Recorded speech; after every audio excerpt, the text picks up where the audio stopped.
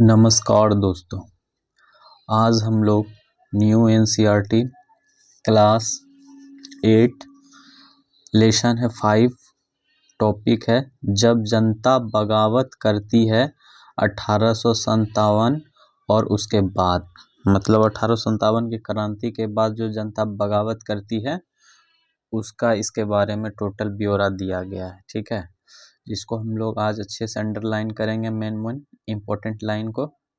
चलिए शुरू करते हैं। नीतियां और लोग क्या है? नीतियां और लोग। पिछले अध्यायों में आपने ईस्ट इंडिया कंपनी की नीतियों और जनता पर उसके प्रभावों के बारे में पढ़ा। इन नीतियों से राजाओं, रानियों और किसानों और जमींदारों, आदिवासियों, सिपाहियों सब पर तरह तरह का असर पड़े। आप यह भी देख चुके हैं कि जो नीतियां और कार्रवाइयां जनता के हित में नहीं होती है या जो उनकी भावनाओं को ठेस पहुंचाती है, उनका लोग किस तरह विरोध करते हैं। नवाबों की छीनती सत्ता, नवाबों से जो था सत्ता क्या कर लिया गया था? छीन लिया जाता था। 18वीं सदी के मध्य से राजाओं और नवाबों की ताकत छीनने लगी थी। उनकी सत्ता और सम्मान दोनों खत्म होते जा रहे थे। बहुत सारे दरबारों में रेजिडेंट तैनात कर दिए गए थे। स्थानीय शासकों की स्वतंत्रता घटती जा रही थी। उनकी सेनाओं को भंग कर दिया गया था। उनके राजस्व वसूली के अधिकार व इलाके एक एक करके छीने जा रहे थे। बहुत सारे स्थानीय शासकों ने अपने हितों की रक्षा के लिए कंपनी के साथ बातचीत भी की। उदाहरण के लिए झांसी की रानी लक्ष्मीबाई चाहती थी कि कंपनी उनके पति की मृत्यु के बाद उनके गोद लिए हुए बेटे को राजा मान ले। चलिए इसका चित्र फर्स्ट देखते हैं। ये है चित्र फर्स्ट। इसमें क्या दर्शाया गया है इसको देख लेते हैं। तो चित्र फर्स्ट कहता है सिपाही और किसान विद्रोह के मिलकर ताकत जुटाए हुए यह विद्रोह 1857 में उत्तर भारत के मैदान में फैल गया था। तो सबसे पहले कौन आया था? सिपाही और किसान लोग इस युद्ध में ज्यादा पार्टिसिपेट किया था।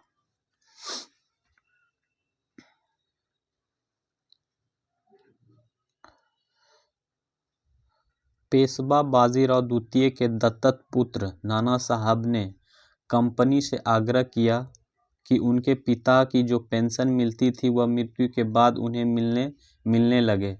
अपनी श्रेष्ठता और सैनिक ताकत के नशे में चूर कंपनी ने इन निवेदनों को ठुकरा दिया। अवध की रियासत अंग्रेजों के कब्जे में जाने वाली आखिरी रियासतों में से थी। 1801 के अवध पर सहायक संधि थोपी गई और 1856 में अंग्रेज ने उसे अपने कब्जों में ले लिया। गवर्नर जनरल डलहौजी ने ऐलान कर दिया कि रियासत का शासन ठीक से नहीं चलाया जा रहा है, इसलिए शासन को दुरुस्त करने के लिए ब्रिटिश प्रभुत्व जरूरी है। कंपनी ने मुगलों के शासन को खत्म करने की पूरी योजना बना ली। कंपनी जो थे ब्रिटिश लोग, मुगल का जहाँ जहाँ शासन था उसको पूरी तरह से समाप्त करने का वो लोग प्लानिंग कर लिया था। कंपनी द्वारा जारी किए गए सिक्कों पर मुगल बादशाह का नाम हटा दिया गया। मतलब जितने भी सिक्के उस समय ढाला जाता था उसमें मुगल के जो भी सम्राट थे, राजा थे, उसका चित्र उस पर ढाला जाता था। लेकिन जब से कंपनी आया क्या किया, उसका नाम और चित्र दोनों हटवा दिया गया। 1849 में गवर्नर जनरल डलहौजी ने ऐलान किया कि बहादुर शाह जफर की मृत्यु के बाद बादशाह के परिवार को लाल किले से निकालकर उसे दिल्ली में कहीं और बसाया जाएगा। 1856 में गवर्नर जनरल कैनिंग ने फैसला किया कि बहादुर शाह जफर आखिरी मुगल बादशाह होंगे। अगर यहाँ से एक प्रश्न भी बनता है कि मुगल काल का सबसे आखिरी बादशाह मतलब लास्ट का बादशाह कौन था, तो बहादुर शाह जफर। ये भी प्रश्न बनता है यहाँ से। उनकी मृत्यु के बाद उनके किसी भी वंशज को बादशाह नहीं माना जाएगा, उन्हें केवल राजकुमारों के रूप में मान्यता दी जाएगी। किसान और सिपाही बहादुर शाह द्वितीय के जब शासन उसका समाप्त होगा ना, उसके बाद मुगल साम्राज्य का जो सन पुत्र होगा उसमें किसी को राजा नहीं माना जाएगा, ऐसे जन्म लेगा और नॉर्मल इंसान की तरह रहेगा। ये कौन कहा था? तो ब्रिटिश कहा था। किसान और सिपाही गांव में किसान और जमींदार भारी भरकम लगान और कर वसूली के सख्त तौर तरीके से परेशान थे। बहुत सारे लोग महाजनों से लिया गया कर्ज नहीं लौटा पा रहे थे। इसके कारण उनकी पीढ़ियों पुरानी जमीनें हाथ से निकलती जा रही थी। कंपनी के तहत काम करने वाले भारतीय सिपाहियों के असंतोष की अपनी वजह थी। वे अपने वेतन, भत्तों और सेवा शर्तों के कारण पेंशन थे। कई नए नियम उनकी धार्मिक भावनाओं और आस्थाओं को ठोस पहुंचाते थे। क्या आप जानते हैं कि उस जमाने में बहुत सारे लोग समुद्र पार नहीं जाना चाहते थे। उन्हें लगता था कि समुद्र यात्रा उनका धर्म और जाति भ्रष्ट हो जाएंगे। जब 1824 में सिपाही को कंपनी की ओर से लड़ने के लिए समुद्र के रास्ते बर्मा जाने को आदेश मिला तो उन्होंने इस हुक्म को मानने से इनकार कर दिया। उन्हें जमीन के रास्ते से जाने का ऐतराज नहीं था। सरकार का हुक्म न मानने के कारण उन्हें सख्त सजा दी गई। मतलब वहाँ के जो निवासी थे उसको कहना था कि जो समुद्र पार करना जो है ना उचित नहीं, वो धर्म और जाति भ्रष्ट हो जाने का उस समय कहता था। लेकिन उसको जमीन से सीधा जमीन पे जाने का कोई ऐतराज नहीं था। वो जमीन के रास्ते से जा सकता था, लेकिन जमीन का रास्ता कहाँ था? समुद्र तो पार करना ही था। तो अगर वो राजा का बात नहीं माना तो उस पर कड़ी कार्रवाई किया गया। क्योंकि यह मुद्दा अभी खत्म नहीं हुआ था, इसलिए 1856 में कंपनी को एक नया कानून बनाना पड़ा। इस कानून में साफ कहा गया था कि अगर कोई व्यक्ति कंपनी की सेना में नौकरी करेगा तो जरूरत पड़ने पर उसे समुद्र पार भी जाना पड़ सकता है। मतलब जो चीज़ मानने से इनकार किया जाता था उस समय, तो क्या करते थे, उस समय एक कानून बना दिया जाता था। सिपाही गांवों के हालात से भी परेशान थे। बहुत सारे सिपाही खुद किसान थे। वे अपने परिवार गांव में छोड़कर आए थे। लिहाजा किसानों का गुस्सा जल्दी ही सिपाहियों में फैल गया।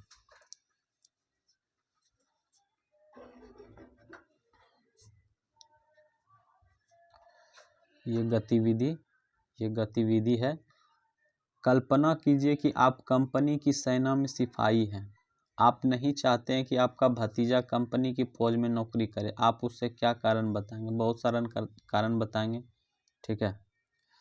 सुधारों में प्रतिक्रिया। अंग्रेजों को लगता था कि भारतीय समाज को सुधारना जरूरी है। सती प्रथा को रोकने और विधवा विवाह को बढ़ावा देने के लिए कानून बनाए गए। अंग्रेजी भाषा की शिक्षा को जमकर प्रोत्साहन दिया गया। 1830 के बाद कंपनी ने ईसाई मिशनरियों को खुलकर काम करने और यहाँ तक कि जमीन व संपत्ति जुटाने को भी छूट दे दी। 1850 में नए कानून बनाया गया जिसमें ईसाई धर्म को अपनाना और आसान हो गया। इस कानून में प्रावधान किया गया था कि अगर कोई भारतीय व्यक्ति ईसाई धर्म अपनाता है तो पूरी पुरखों की संपत्ति पर उसका अधिकार पहले जैसा ही रहेगा। बहुत सारे भारतीयों को यकीन हो गया था कि अंग्रेज उनका धर्म उनके सामाजिक रीति रिवाजों और परंपरागत जीवन शैली को नष्ट कर रहे हैं। दूसरी तरफ ऐसे भारतीय भी थे जो मौजूदा सामाजिक व्यवस्था में बदलाव चाहते थे। इन सुधारकों और उनके सुधार आंदोलनों के बारे में आप अध्याय 6 में पढ़ेंगे। जनता की नज़रें से उस जमाने में लोग अंग्रेज शासन के बारे में क्या सोच रहे थे, इसका जायजा लेने के लिए आप स्रोत 1 और स्रोत 2 पढ़ेंगे। स्रोत 1 है, उसके पहले ये चित्र 2 देख लेते हैं। ये चित्र किसका है? तो उत्तर भारत में बाजारों में सिपाही खबरों में अफवाहों फैलाते हुए क्या कर रहा था? सिपाही जो है उत्तर भारत के बाजारों में सिपाही खबरें और अफवाहें फैलाते हुए। चलिए अब स्रोत फर्स्ट देखते हैं। स्रोत फर्स्ट क्या है? 84 नियमों की सूची। कितने नियमों की सूची है? तो 84। यह महाराष्ट्र के एक गांव में रहने वाले ब्राह्मण विष्णु भट्ट गोडसे द्वारा लिखित पुस्तक मांझा प्रभास के कुछ अंश दिए गए हैं। विष्णु भट्ट और उनके चाचा मथुरा में आयोजित किए जा रहे एक यज्ञ में भाग लेने के लिए निकले थे। विष्णु भट्ट लिखते हैं कि रास्ते में उनकी मुलाकात कुछ सिपाहियों से हुई, जिन्होंने उन्हें सलाह दी कि वापस लौट जाएं, क्योंकि 3 दिन के भीतर चारों तरफ कोहराम मच जाएगा। सिपाहियों ने जो कहा वह इस प्रकार था। अंग्रेज सरकार हिंदुओं और मुसलमानों के धर्म को नष्ट करने पर आमदा है। उन्होंने 84 नियमों की एक सूची बनाई और कलकत्ता में सारे राजाओं और राजकुमारी की मौजूदगी में उसका ऐलान कर दिया। उन्हें सिपाहियों ने बताया कि राजा के नियम को मानने के लिए तैयार नहीं है। उन्होंने अंग्रेजों के घातक परिणामों की चेतावनी दी है। राजाओं ने कहा कि अगर ये नियम लागू किए गए तो भारी उथल पुथल मच जाएगी। कि राजा भारी गुस्से में अपनी राजधानियों को लौट गए। तमाम बड़े लोग योजनाएं बना रहे हैं। धर्म युद्ध के लिए तारीख तय कर ली गई थी और मेरठ छावनी से एक गुप्त योजना तैयार करके विभिन्न छावनियों में भेज दी गई थी। अब यहाँ पे है स्रोत 2। स्रोत 2 में भी है, देखते हैं क्या है। तो जल्दी ही हर टुकड़ी में उत्तेजना छा गई। उस दौर की एक और झलक सूबेदार सीताराम पांडे के स्मरणों में मिलती है। सीताराम पांडे को 1812 में बंगाल नेटिव आर्मी के सिपाही के तौर पर भर्ती किया गया था। किसको? तो सीताराम पांडे को। उन्होंने 48 साल तक नौकरी की और 1860 में सेवानिवृत्त हुए। उन्होंने बगावत को दबाने में अंग्रेजों की मदद की, हालांकि उनका बेटा भी विद्रोहियों के साथ था। अंग्रेजों ने उसे सीताराम की आंखों के सामने ही मार डाला। अंग्रेजों ने उसका बेटा को उसकी आंखों के सामने मार डाला था। अपने सेवानिवृत्ति के बाद उनके कमान अफसर नॉरगेट ने उन्हें अपनी स्मरण लिखने के लिए प्रेरित किया। सीताराम ने 1861 में अवधी भाषा में अपने स्मरण लिखे, जिनका नॉरगेट ने अंग्रेजी में अनुवाद किया और फ्रांस सिपाही टू सूबेदार सिपाही से सूबेदार तक के नाम को प्रकाशित करवाया। सीताराम पांडे स्मरण को एक अंश इस प्रकार था। मेरा मानना है कि अवध पर हुए कब्जे सिपाहियों के भीतर गहरा अविश्वास भर गया था और वे सरकार के खिलाफ साजिश रचने लगे थे। अवध के नवाब और दिल्ली के बादशाह के नुमाइंदों को सेना की नब्ज जानने के लिए पूरे भारत में भेज दिया गया। उन्हें सिपाहियों की भावनाओं को और हवा दी। उन्होंने सिपाहियों को बताया कि विदेशियों ने बादशाह के साथ कितना बड़ा धोखा किया है। उन्होंने 1000 झूठ गढ़ डाले और सिपाहियों को अपने मालिकों अंग्रेजों के खिलाफ बगावत करने के लिए उकसाया, ताकि दिल्ली के बादशाह को दोबारा गद्दी पर बैठाया जा सके। उनकी दलील थी कि अगर सिपाही मिलकर काम करे और इन सुझावों पर अमल करे तो सेना ऐसा कर सकती है। ये चित्र 3 है, ठीक है। ये चित्र 3 क्या कह रहा है, ये इसको भी देखते हैं। तो चित्र 3 जो है, मेरठ में विद्रोह सिपाही अफसरों पर हमला करते, उनके घरों में घुस जाते और इमारतों में आग लगा देते। कहाँ का है ये? तो मेरठ में का है ये, ठीक है, जब क्रांति हुआ था। ये स्रोत, अच्छा गतिविधि पहले देख लेते हैं, उसके बाद स्रोत 2 का शेष भाग बचा हुआ है। फर्स्ट स्रोत है सीताराम और विष्णु भट्ट के मुताबिक लोगों के दिमाग में मुख्य चिंताएं कौन कौन सी थी? 2 नंबर, उनकी राज्य में शासकों ने क्या भूमिका निभाई? सिपाही क्या भूमिका निभाते दिखाई दे रहे थे? चलिए स्रोत 2 का कुछ शेष भाग बचा हुआ है, इसको देख लेते हैं। सहयोग से इसी समय सरकार ने हर एक रेजिमेंट के कुछ लोगों को नई राइफल का इस्तेमाल का तरीका बताने के लिए अलग अलग छावनियों में भेजा।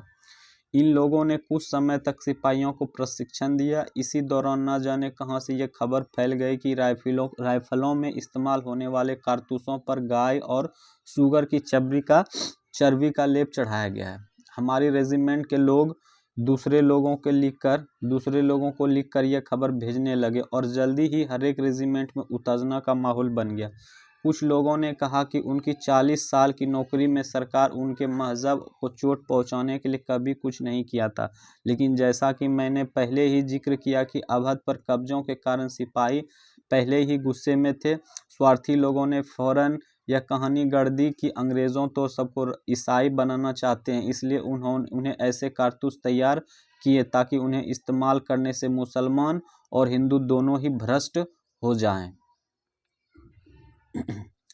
कर्नल साहब का मानना था कि यह बेचैनी जो उन्हें भी साफ दिखाई दे रही थी इस बार भी अपने आप खत्म हो जाएगी और उन्होंने मुझे घर चले जाने की हिदायत दी। सीताराम पांडे फ्रॉम सिफिया टू सूबेदार। क्या चीज का था? सुगर और गाय के चर्बी से बना हुआ लेप था उस पे, इसलिए वहां पे विद्रोह स्टार्ट हो जाएगा। अब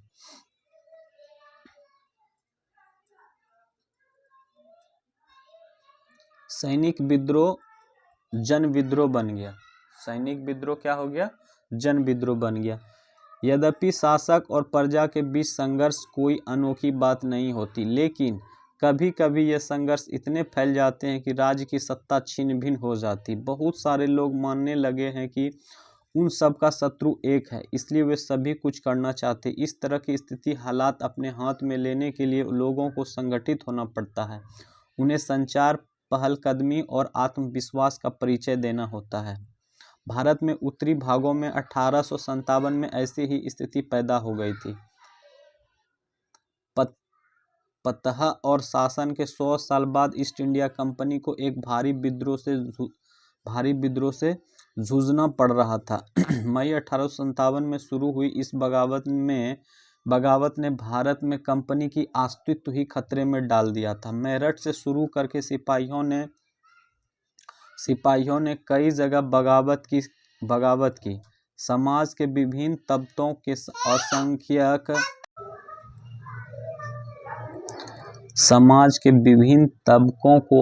तबकों के असंख्य लोग विद्रोह के तेवरों के साथ उठ खड़े हुए। कुछ लोग मानते हैं कि 19वीं सदी में उपनिवेशवाद के खिलाफ दुनिया भर में यह सब बड़ा शस्त्र संघर्ष था। अच्छा, सैनिक विद्रोह का मतलब क्या होता है? इसको देखते हैं कि सैनिक विद्रोह क्या होता है। जब सिपाही इकट्ठा होकर अपने सैनिक अफसरों को हुक्म मानने से इनकार कर देता है तो वहां पे क्या हो जाता है? सैनिक विद्रोह हो जाता है। चलिए, यहाँ पे मेरठ से दिल्ली तक क्या हुआ? मेरठ से दिल्ली तक अब क्या हो गया? युद्ध स्टार्ट हो गया। कहाँ से कहाँ? तो मेरठ से दिल्ली तक। 8 अप्रैल 1857 को युवा सिपाही, कब? 8 अप्रैल 1857 को युवा सिपाही मंगल पांडे को बैरकपुर में अपने अफसरों पर हमला करने का आरोप में फांसी पर लटका दिया गया था। किसको? तो मंगल पांडे को। कब?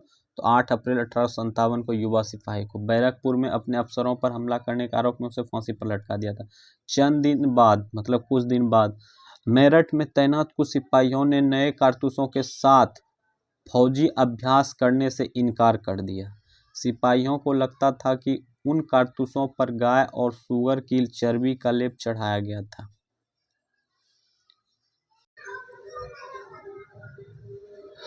पचासी सिपाहियों को नौकरी से निकाल दिया गया। उन्हें अपने अफसरों को हुक्म न मानने के आरोप में 10-10 साल की सजा दी गई। और 9 मई 1857 की बात है। मेरठ में तैनात दूसरे भारतीय सिपाहियों के प्रतिक्रिया बहुत ज़बरदस्त रही। 10 मई को सिपाहियों ने मेरठ की जेल पर धावा बोलकर वहां बंद सिपाहियों को आज़ाद करा लिया गया। उन्होंने अंग्रेज अफसरों पर हमला करके उन्हें मार गिराया। उन्होंने बंदूक और हथियार कब्जे में ले लिया और अंग्रेज़ों के इमारतों व संपत्तियों को आग के हवाले कर दिया। उन्होंने फिरंगियों के खिलाफ युद्ध का ऐलान कर दिया। सिपाही पूरे देश में अंग्रेज़ों के शासन को खत्म करने पर आमाद थे, लेकिन सवाल यह था कि अंग्रेज़ों को जाने के बाद देश का शासन कौन चलाएगा। सिपाहियों ने इसकी भी जवाब ढूंढ लिया था। वह मुगल सम्राट बहादुर शाह जफर को देश के शासन सौंपना चाहते थे।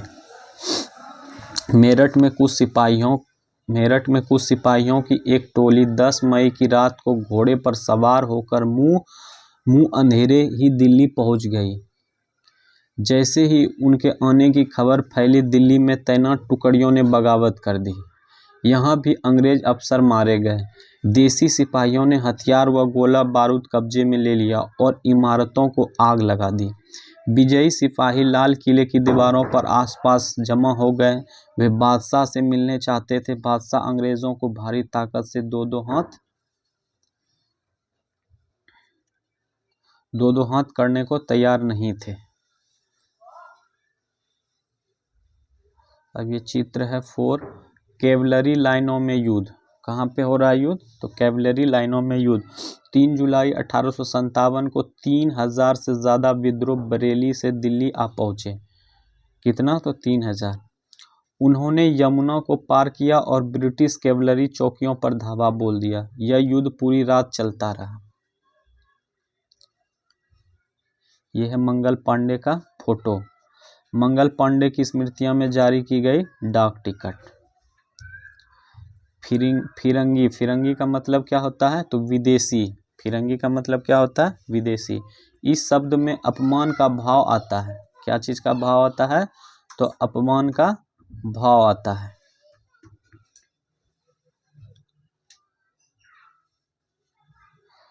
करने को तैयार नहीं थे, लेकिन सिपाही भी अड़े रहे।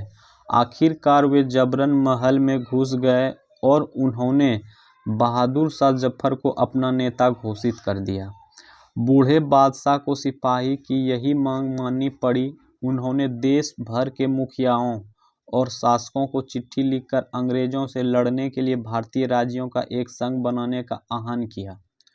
बहादुर शाह को इस एकमात्र एकदम के गहरे परिणाम सामने आए। अंग्रेजों से पहले देश के एक बहुत बड़े हिस्सों पर मुगल साम्राज्य का ही शासन था। ज़्यादातर छोटे शासक और राजवाड़े मुगल बादशाह के नाम पर ही अपने इलाकों का शासन चलाते थे।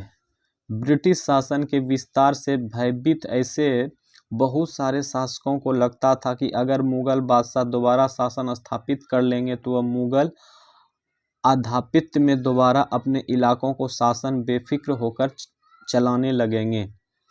अंग्रेज़ों को इन घटनाओं की उम्मीद नहीं थी। उन्हें लगता था कि कारतूसों के मुद्दों पर पैदा हुई उथल पुथल कुछ समय में शांत हो जाएगी, लेकिन जब बहादुर शाह जफर ने बगावत को अपना समर्थन दे दिया तो स्थिति रातों रात बदल गई। अक्सर ऐसा होता है कि जब लोगों को कोई रास्ता दिखाई नहीं देने लगता है तो उनका उत्साह और साहस बढ़ जाता है। इससे उन्हें आगे बढ़ने की ही हिम्मत और उम्मीद और आत्मविश्वास मिला। बगावत फैलने लगी। क्या फैलने लगी? बगावत फैलने लगी। जब दिल्ली से अंग्रेज़ों पर उखड़ गए तो लगभग 1 हफ्ते तक कहीं कोई विद्रोह नहीं हुआ। जब दिल्ली से अंग्रेज़ के पैर उखड़ गए तो लगभग 1 हफ्ते तक कहीं विद्रोह नहीं हुआ। जाहिर है कि खबर फैलने में भी कुछ समय तो लगना ही था, लेकिन फिर तो विद्रोह का सिलसिला ही शुरू हो गया। एक के बाद एक हर एक रेजिमेंट में सिपाहियों ने विद्रोह कर दिया और वे दिल्ली, कानपुर, लखनऊ जैसे मुख्य बिंदुओं पर दूसरी टुकड़ियों के साथ देने के लिए निकल पड़े। उनकी देखा देखी कस्बों और गांव के लोग भी बगावत के रास्ते पर चलने लगे। वे स्थानीय नेताओं, जमींदारों और मुखियाओं के पीछे संगठित हो गए थे। ये लोग अपनी सत्ता स्थापित करने और अंग्रेजों से लोहा लेने के तैयार थे। स्वर्गीय पेशवा बाजीराव के दत्त पुत्र नाना साहब कानपुर के पास रहते थे। नाना साहब कहाँ के शासक थे? तो कानपुर के। उन्होंने सेना इकट्ठा की और ब्रिटिश सैनिकों को शहर से खदेड़ दिया। उन्होंने खुद को पेशवा घोषित कर दिया। उन्होंने ऐलान किया कि वह बादशाह बहादुर शाह जफर के तहत गवर्नर है। लखनऊ की गद्दी से हटा दिए गए नवाब वाजिद अली शाह के बेटे बिरजिस कद्र को नया नवाब घोषित कर दिया गया। बिरजिस कद्र ने भी बहादुर शाह, चलिए चित्र नंबर 6 से देखते हैं किसका ये चित्र है। तो ये बहादुर शाह जफर का ये चित्र है, ठीक है। और ये चित्र 7 है, नाना साहब का चित्र है। और चित्र 8 में दिखाया जा रहा है कि जैसे जैसे विद्रोह फैला, छावनियों में अंग्रेज अफसरों को मारा जाने लगा। क्या था? ब्रिजिस कद्र ने भी बहादुर शाह जफर को अपना बादशाह मान लिया। उनकी मां बेगम हजरत महल ने अंग्रेजों के खिलाफ विद्रोह को बढ़ावा देने में बढ़ चढ़कर हिस्सा लिया। झांसी में रानी लक्ष्मीबाई भी विद्रोह सिपाहियों के साथ जा मिली।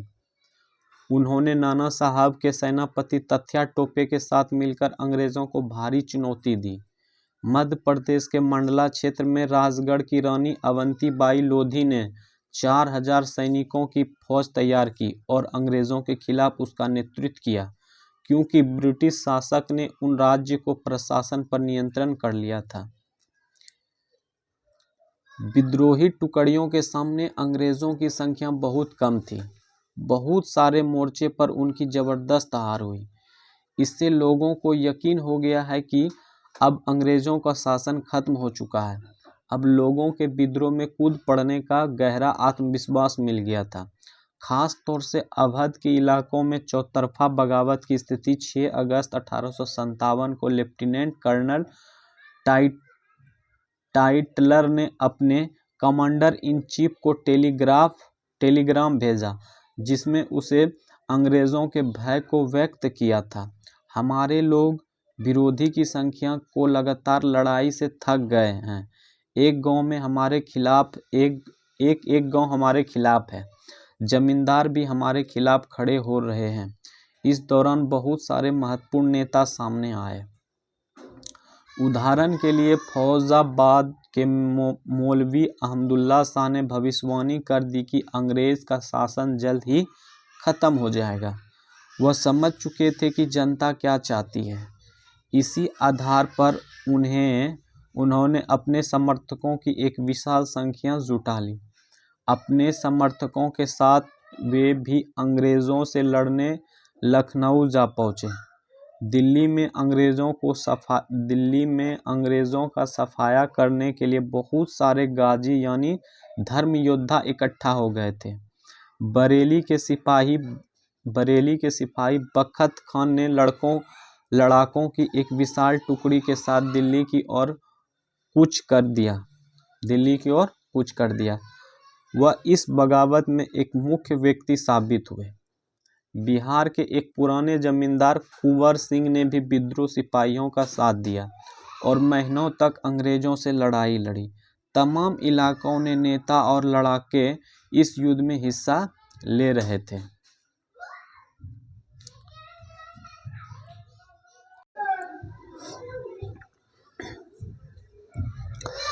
ये गतिविधि है। गतिविधि फर्स्ट है, मुगल सम्राट विद्रोहियों का समर्थन करने के लिए क्यों तैयार हुए। मुगल सम्राट विद्रोहियों का समर्थन करने के लिए क्यों तैयार हुए। सेकेंड है, सिपाहियों के प्रश्न को मानने के लिए सिपाहियों के प्रश्न को मनाने से पहले उन्होंने हालात को जो हिसाब लगाया होगा उसके बारे में एक अनुच्छेद लिखें। ये चित्र 9 है, रानी लक्ष्मीबाई का चित्र है। ये कौन है? ये रानी लक्ष्मीबाई है। और 10 है, वीर कुंवर सिंह, जो कि बिहार के राजा थे। ये बिहार से 1857 क्रांति में लड़ रहे थे। ये चित्र 11 है। ब्रिटिश टुकड़ियां विद्रोहियों पर हमला करती है जिन्होंने दिल्ली के लाल किले दाएं और तथा सलीमगढ़ के किले बाएं पर कब्जा किया हुआ था। वो क्या किया था, ब्रिटिश लोग दोनों तरफ कब्जा करके रखा था, इधर और इधर भी। उस समय इस पे भी हमला कर दिया गया था। और ये चित्र नंबर है 12।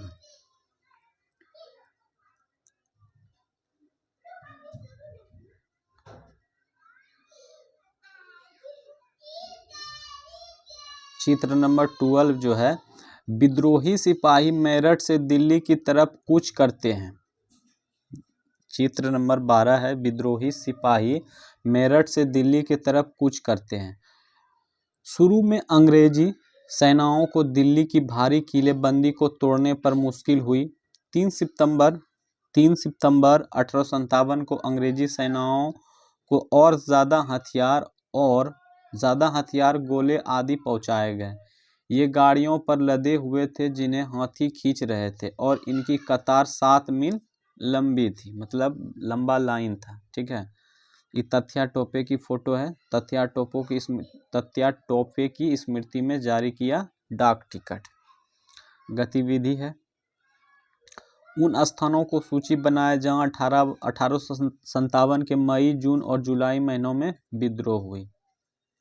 चलिए, कंपनी का पलटवार। अब सेना तो उतना बगावत किया, सब मिलके, राजा सम्राट जो भी था, फार्मर, कृषि व्यापारी, सब मिलके। अब उसके बाद क्या है,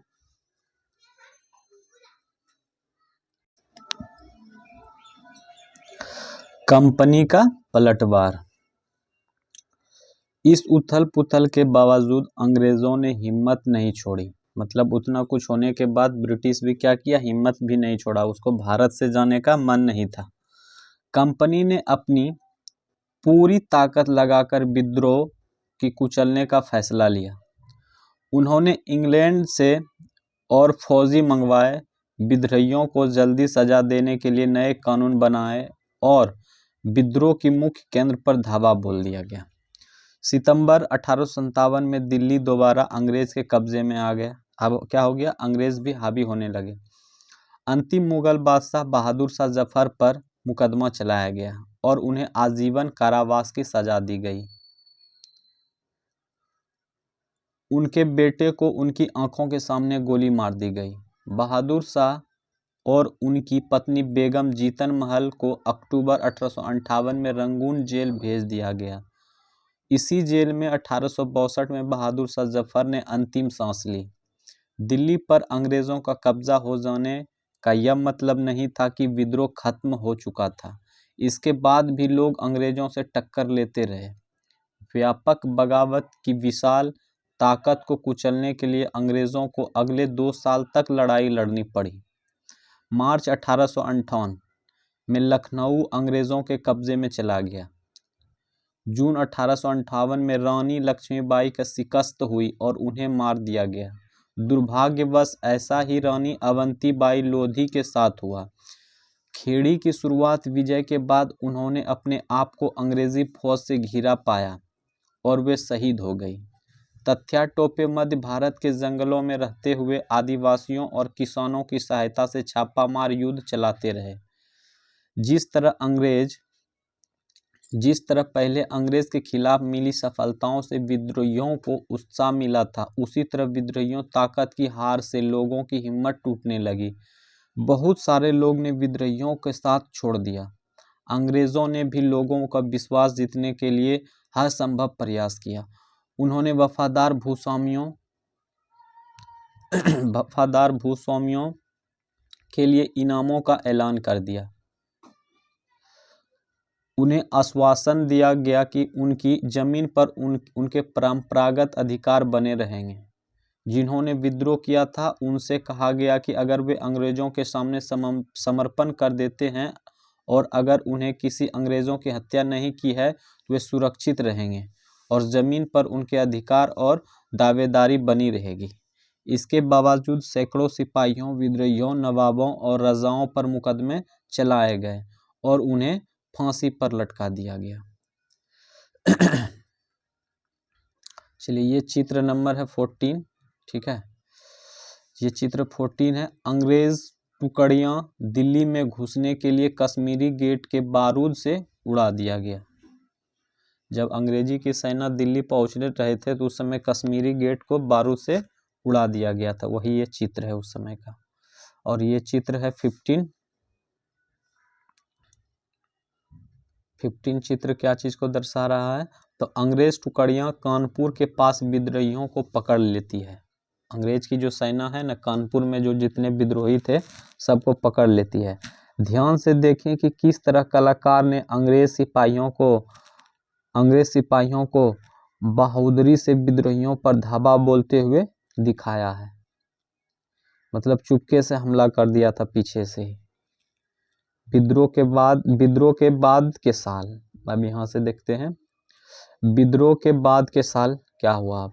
अंग्रेजों ने 1859 के आखिरी तक देश पर दोबारा नियंत्रण पा लिया था, लेकिन अब वे पहले वाली नीतियों के सहारे शासन नहीं चला सकते थे।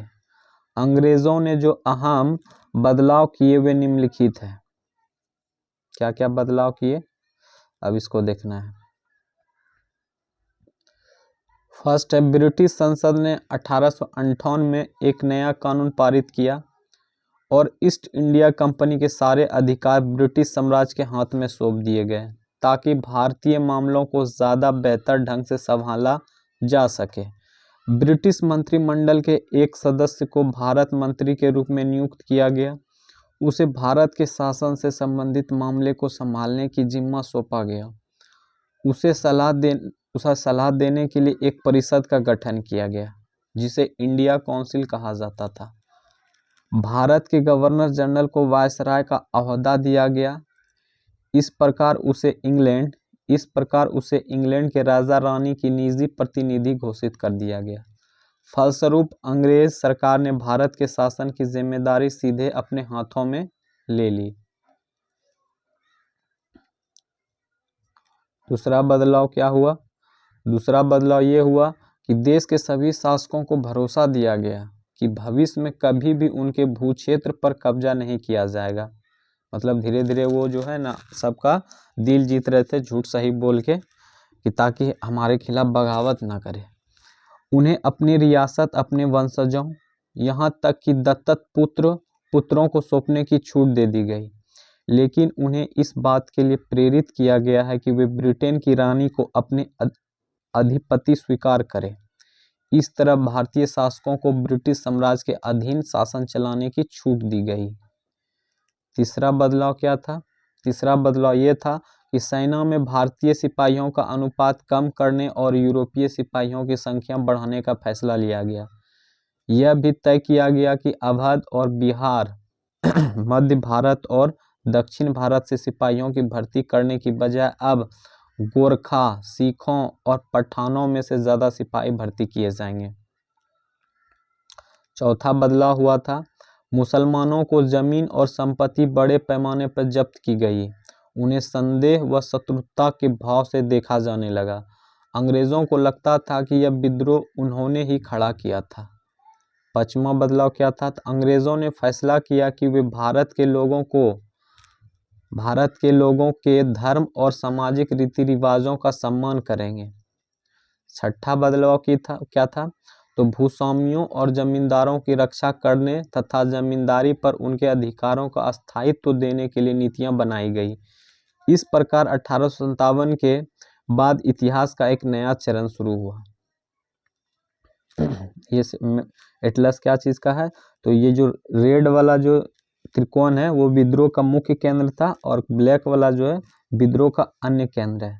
तो रेड जहाँ पे था, कहाँ था? तो मेन पॉइंट कहाँ था? तो मेरठ में था, दिल्ली में था, बरेली में था और लखनऊ में था, फैजाबाद में था, कानपुर में था, झांसी में था। ये मेन पॉइंट था। और जो ब्लैक है जैसे कि हो गया यहाँ से सियालकोट, लाहौर, जालंधर, फिरोजापुर, फिलापुर, रोहतक, ये सब जो है मुख्य केंद्र नहीं था, ये विद्रोह का अन्य केंद्र था। ये चित्र 16 है, उत्तरी भारत में विद्रोह के कुछ प्रमुख केंद्र।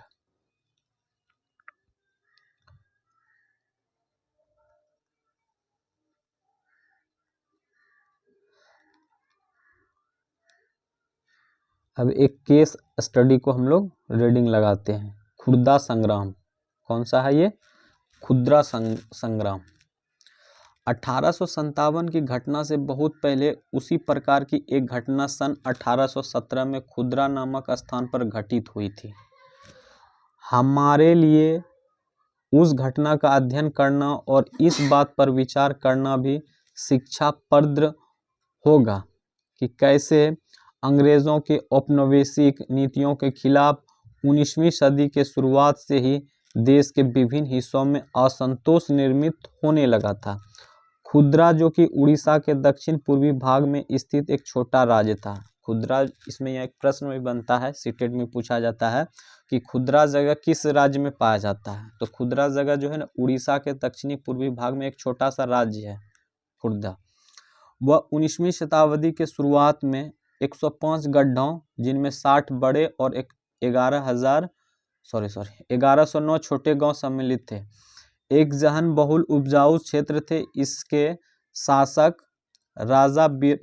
राजा वीर किशोर देव को स्व अधिकृत 4 परंपराओं को तथा जगन्नाथ मंदिर के संचालन अधिकार समेत 14 गढ़जातों के प्रशासनिक उत्तरदायित्व को पूर्व में दबाव में आकर मराठों को सौंप देना पड़ा था। उनके पुत्र तथा उत्तराधिकारी मुकुंद देव द्वितीय इस दुर्दशा से विचलित थे। अतः अंग्रेजों और मराठों के बीच जारी संघर्ष में अपने लिए एक मौका देखते हुए उन्होंने अपने खोए हुए क्षेत्रों तथा जगन्नाथ मंदिर की देखरेख से संबंधित अधिकारों को पुनः प्राप्ति हेतु अंग्रेजों के साथ सलाह मशवरा शुरू कर दिया था। परंतु 1803 में उड़ीसा को अपने कब्जे में लेने के बाद अंग्रेजों ने उन्हें इन दिनों मुद्दों में से किसी पर भी सकारात्मक कार्रवाई करने की दिशा में कोई रुचि नहीं दिखाई। परिणामतः उड़ीसा के दूसरे समाप्त राजाओं के साथ मिलकर तथा मराठाओं के गुप्त समर्थन से उन्होंने जबरन अपने अधिकारियों को लागू करने का प्रयास किया। इसी वजह से उन्हें अपने पद से विस्थापित होना पड़ा तथा अंग्रेजों ने उनके राज्य को अपने में मिला लिया।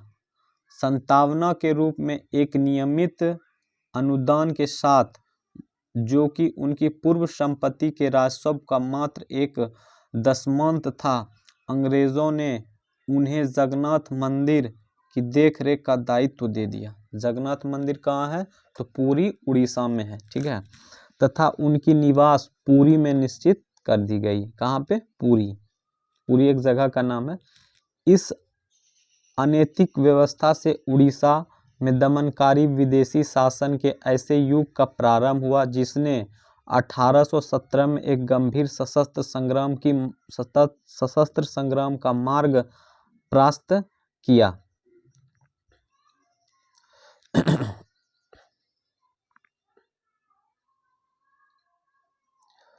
खुर्दा को अपने अधीन करने के तुरंत बाद अंग्रेजों ने राजस्व निवृत्त जमीन पर कर लगाने की नीति अपनाई। इसमें राज्य के पूर्व सैनिक वर्ग, जिन्हें पाइक के नाम से जाना जाता था, उनका जीवन बुरी तरह प्रभावित हुआ। इस नीति की भयावहता राजस्व की मांग और अनुचित वृद्धि और इस संग्रह के दमनकारी तरीके से और बढ़ गई थी।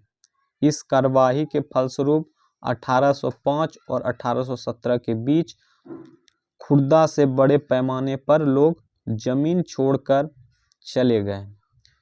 फिर भी अंग्रेजों ने अस्थायी बंदोबस्त के तहत राजस्व भुगतान की नीति को चालू रखा, जिसमें जमीन की उपजाऊ क्षमता तथा रैयतों की भुगतान की क्षमता की अनदेखी करते हुए हर राजस्व की मांगों में वृद्धि की गई। यहाँ तक कि प्राकृतिक आपदाओं के समय भी कोई उदारता नहीं दिखाई गई। प्राकृतिक आपदा मतलब हो जैसे कि खेती कर रहा है कोई, उस समय बाढ़ आ गया या तो सुखाड़ आ गया, पानी टाइम पे नहीं पड़ा, खेती में मतलब उपजाऊ नहीं हुआ, फसल ठीक से मतलब उगा नहीं, तो उस समय जो टैक्स लेता था ना वो टैक्स उतना ही रहता था। तो ये सब गलत था कि जैसे कि प्राकृतिक आपदा में उपजाऊ नहीं हुआ तो उसमें टैक्स भी कम कर देना चाहिए, लेकिन ऐसा कुछ भी दिखाई नहीं देता था। जबकि उड़ीसा में ऐसी आपदाएं अक्सर आती रहती थी। बकायेदारों को जमीन के षड्यंत्रकारी राजस्व अधिकारियों या फिर बंगाल के सट्टेबाजों को बेच दिया गया। खुदरा को विस्थापित राजा का वंशानुगत सेनानायक जगत बंधु विद्याधर महापात्र भ्रमर राय, जिन्हें लोग बक्सी जगबंधु के नाम से जानते थे, वह ऐसे बेदखल हुए जमींदारों में से एक थे। व्यवहारिक रूप से वे एक भिखारी बन गए थे। अपने तथा अपने जैसे जमीन से बेदखल हुए लोगों की ओर संघर्ष करने का निश्चय करने से पूर्व प्रयास 2 साल तक उन्होंने खुदरा के लोगों को स्वैच्छिक दान से अपना गुजारा किया।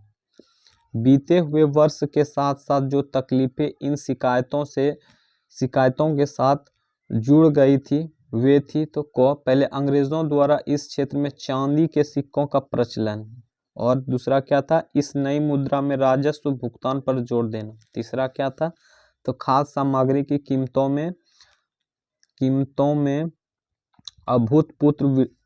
अभूतपूर्व वृद्धि तथा नमक की आपूर्ति में कमी, जो कि कंपनी के एकाधिकार नीति के चलते लगभग दुर्लभ हो गया था और जिसके कारण उड़ीसा के पारंपरिक रूप से नमक बनाने वाले इस काम को वंचित हो गए थे। और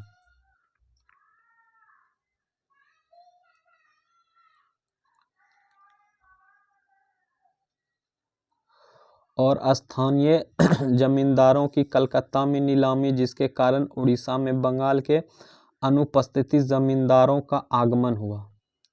इसके अतिरिक्त असंवेदनशील तथा भ्रष्ट पुलिस प्रशासनिक व्यवस्था ने भी स्थिति की ओर दुष्कर बना दिया, जिसके चलते होने वाले सशस्त्र संग्राम ने अपने भयावह आकार धारण कर लिया।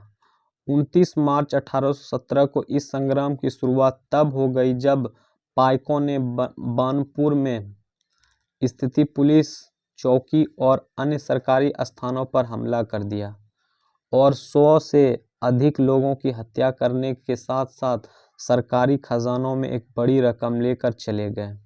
शीघ्र ही खुदरा के केंद्र करते हुए इन घटनाओं की लहर अलग अलग दिशाओं में फैल गई।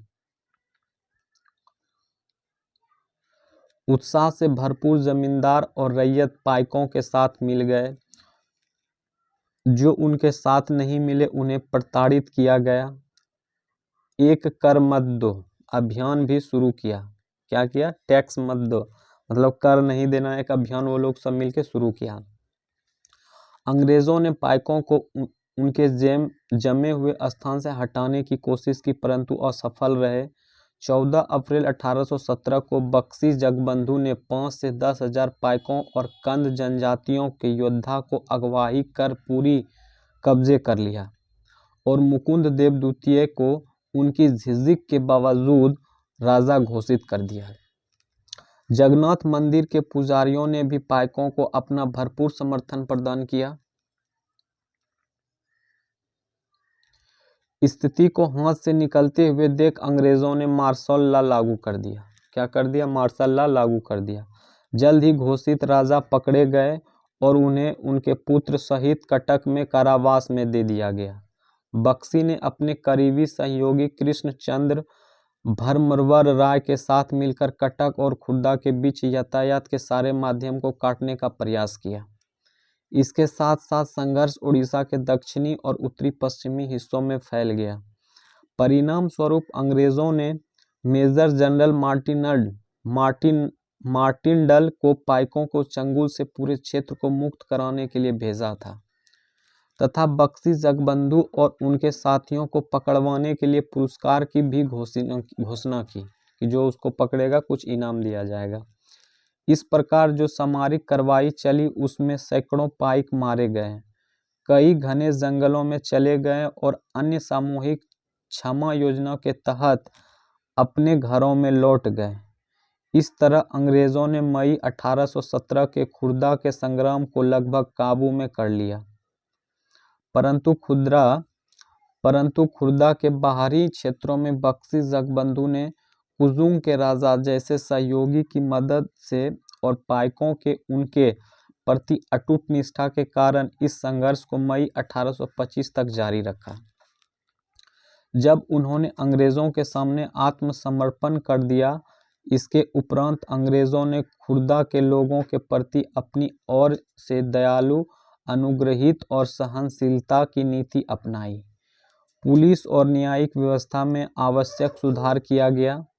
नमक की कीमतों में कमी की गई। जिन राजस्व अधिकारियों को भ्रष्ट पाया गया उन्हें कार्य से निष्कासित कर दिया गया और बेदखल जमींदार को अपनी जमींदार लौटा दी गई। दिवंगत खुर्दा के राज्य के पुत्र रामचंद्र देव तृतीय को स्वतंत्र कर पूरी जाने दिया गया और 26,000 रुपये का अनुदान के साथ उन्हें जगन्नाथ मंदिर की देखरेख के दायित्व भी सौंपा गया। सापेक्ष में यह उड़ीसा में अंग्रेजों के विरुद्ध पहला लोकप्रिय सशक्त संघर्ष था, जिसका उस क्षेत्रों में ब्रिटिश शासन को दूरगामी प्रभाव पड़ा। अतः इस मात्र पाइक विद्रोह कहना इस कमतर कर आंकना होगा। चलिए, इसमें ऑब्जेक्टिव क्वेश्चन नहीं है, वन लाइनर भी नहीं है और क्या कहते हैं शॉर्ट नहीं है, तो लॉन्ग क्वेश्चन हम लोग बाद में करेंगे। इसमें प्रश्न नहीं है। तो चलिए, ये टॉपिक को हम आज बहुत लॉन्ग टॉपिक था, इसको टॉपिक को हम लोग समाप्त करते हैं। अब नेक्स्ट लेसन 6 है जो कि नेक्स्ट क्लास में करेंगे। आज का क्लास यहीं पे समाप्त करते हैं। धन्यवाद।